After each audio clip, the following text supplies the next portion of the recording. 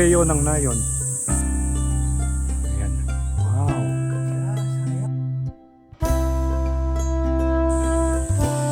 Kuha nga oh. Kuha nga yung Dorothean Church mga lolo. Oh, wala nang naging replica house of Apollinario Mabini. Ayan. Para mga ancestral house. Oh. Ayan, parang naging dungeon na lang. Ito yung pinaka-restaurant.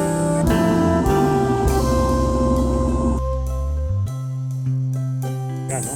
Ganyan pala. Malapit dun sa may Expo Pilipino.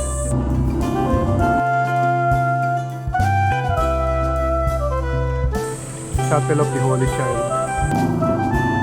Replica house ni Dr. Jose Rizal.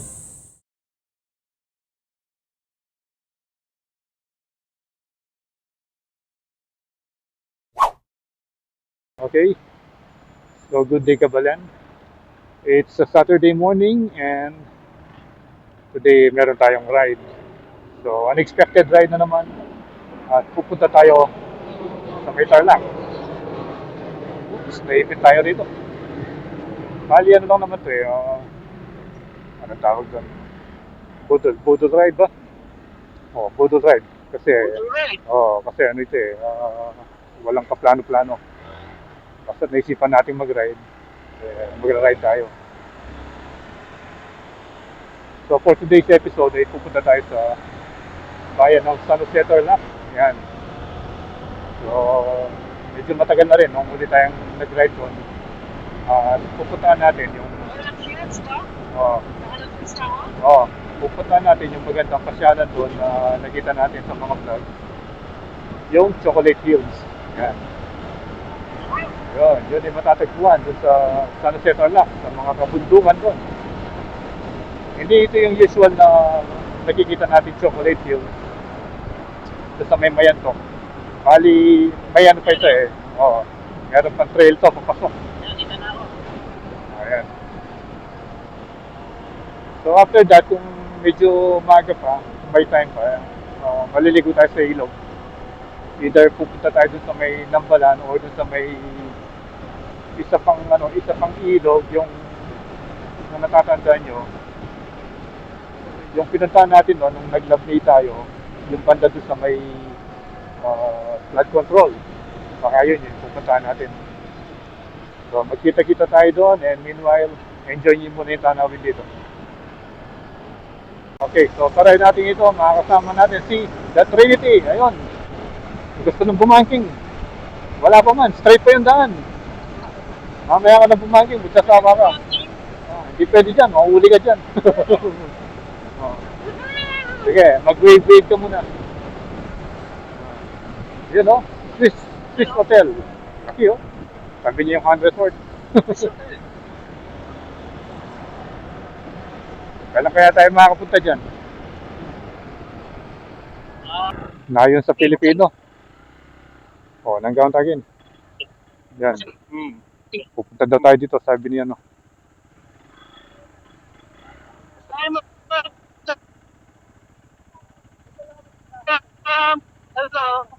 Okay. So nagpaalam muna si Sige. Ikot lang kami. Ayan. Hindi pa tayo nakapasok dito. Sige. Okay. Sige. Ito. Nadadaanan natin to pero ngayon lang tayo pumasok. Tingnan mo yung mga ano. Di ba parte ito ng Nayon Pilipino? Si Expo Pilipino, yung sa kabila, di ba? Ito. Pamangan, Malaos ko. May bahay dito si Andres Bonifacio. Ganun ba? Sabi ni The Trinity, may bahay daw si Ka Andres. Ayun, Yan ba yun? Nakasira, Yun. Ito yata yun, Yan, Yan na. Dito. Ito yun, Okay, ito. So, picture muna tayo rito. Bali yan ito. Side trip. Ito. Heritage. Heritage. Heritage House.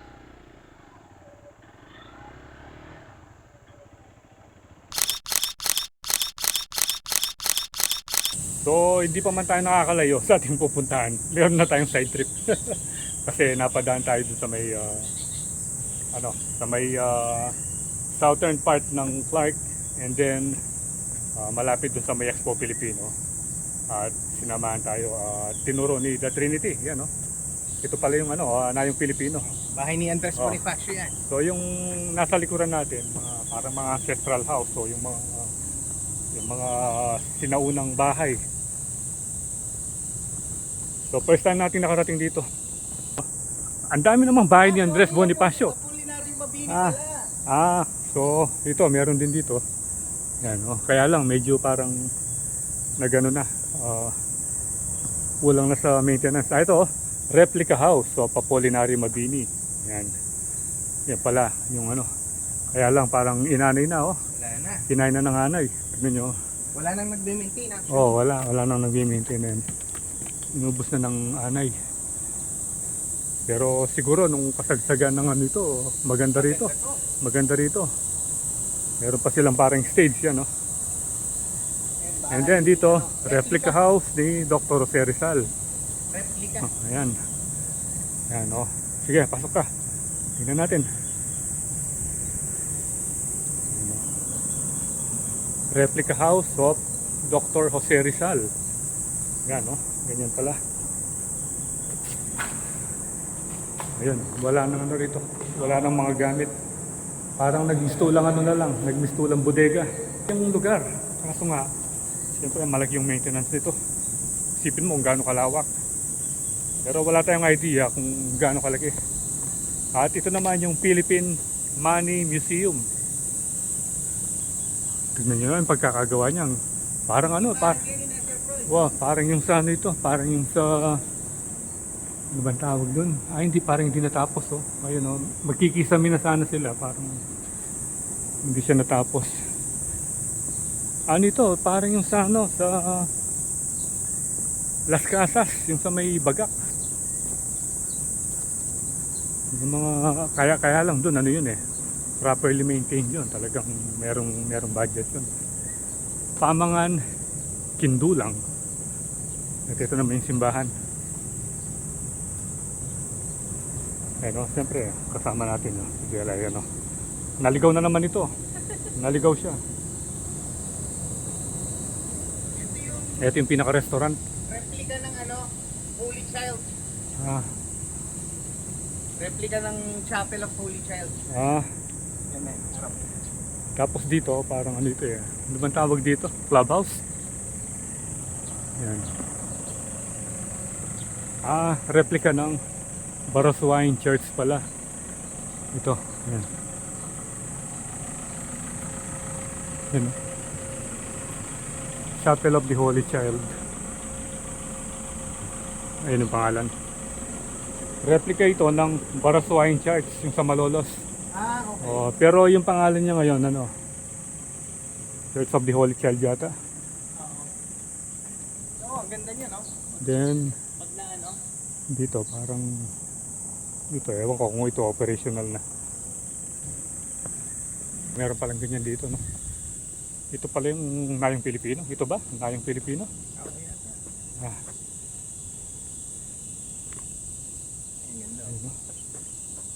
kuha nga yung Baroswine Church sa Malolos. Ano naman? Yan. Function house, parang ganun. Actually, church din to Church din. Oo. Parang kamukha nung sa Fort Bonifacio to. Ito. And then meron din silang rito. Isda yan. Hindi, wala. Kasi meron na ligaw na isda dati yan Ganun ba? Wala nang isda kasi tumutulo na lang ito. Oo. Nagkokos ng Diba nag-uulan? Kaya nagkaroon ng laman. Ayun. Meron pang simbahan. Parang simbahan yun. Mamaya, itutur din natin ito pag balik natin. Ayan na, yung Expo Filipino, yung sa likod. Bali, ito yung Nayong Pilipino.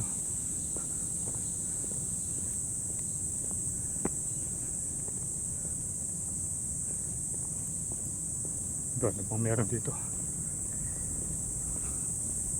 Naalala ko tuloy nung bagong bukas pa lang yan yung inauguration niya, pumunta pa kami nandun pa si Kasi dumating si ano dyan si former President Cory Aquino. Nandun kami noon, first time natin nakita si President Cory. Dyan. Tapos hanggang dito na lang. Ayan na yung Expo Filipino. Pero wala kasing pangalan para malaman natin kung ito ba talaga yung Nayong Pilipino. Then merong river dito. Sayang no? Oo. Hindi na Sayang ito. Laki. Sayang. Ewan ko, ito yata ang Expo Filipino. I think project ni FBR yata, President Ramos. Hindi ako sure, parang ganon. At eto, sayang yung lugar. Sayang yung perang ininvest dito. Hindi naman operational. Ipin mo, ang ganda ng pagkakagawa. May mga marang mga gamit na lang yung mga natira sa loob. Ano na lang ginawa na lang bodega. Ito, Museo ng Nayon.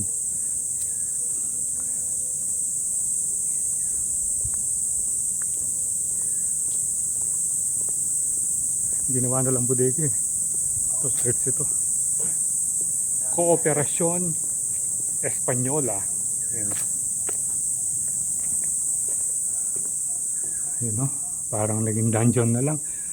Pero parang meron ring nagbablog dito kasi meron tripod dun. Oo nga. Yun parang may nagbibideo rin. Tapos Ang creepy. Punta dito ng gabi. Yan tignan yun sa loob meron pang antik na piano. Actually bukas yan Ayun, bukas. Unauthorized person, sign not allowed. Mayayari ka dyan. Ito naman, ito yung isang simbahan. Ito. Ayan tingnan nyo. Tingnan natin. Ano ba ito? Ayan. Wow. Ganda, sayang Pwede pa actually Ayan Ito parang i-operate ito. Kasi medyo maganda pa Hindi gaya ng mga ibang building na pinuntahan natin. Oo. Kasi may air condition pa Hindi pa tinatanggal yung mga